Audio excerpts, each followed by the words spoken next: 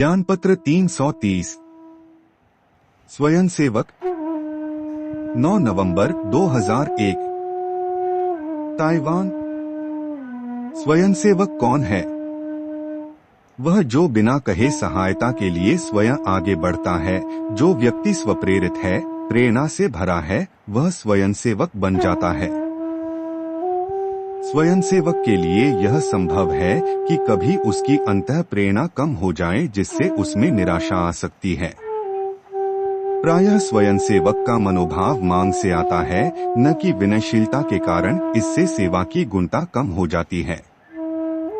स्वयंसेवक के पतन की एक और संभावना यह है कि वे अपने प्रतिबद्धता खो सकते हैं, यह सोचकर कि यहाँ कोई बात तो है नहीं, इसलिए यदि मेरा मन करेगा तो मैं करूँगा, और मन नहीं है तो मैं नहीं करूँगा।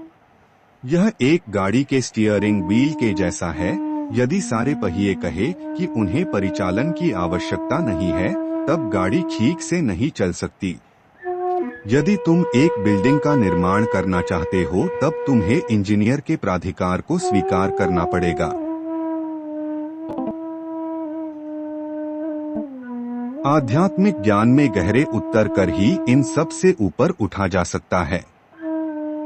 आध्यात्मिक पहलू से विहीन स्वयंसेवक बहुत कमजोर होता है।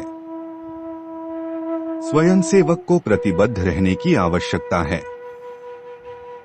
स्वयंसेवक की निष्ठा उसकी साधना द्वारा उत्पन्न होती है।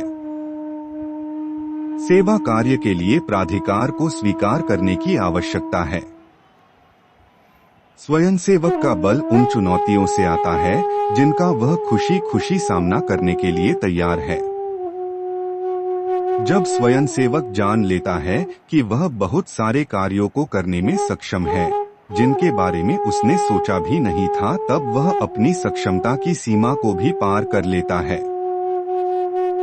एक सच्चा स्वयंसेवक किसी पुरस्कार या प्रशंसा की अपेक्षा नहीं करता। यदि स्वयंसेवक सोचता है कि वह किसी पर एहसान कर रहा है, तो यह उसकी भूल है। कोई व्यक्ति स्वयंसेवक इसलिए होता है क्योंकि उसे उसमें आनंद प्राप्त होता है। वह आनंद तुरंत मिलता है और वही उसका पुरस्कार है। उसके लिए वेतन के जैसे हर महीने के पहली तारीख की प्रतीक्षा नहीं करना होती है।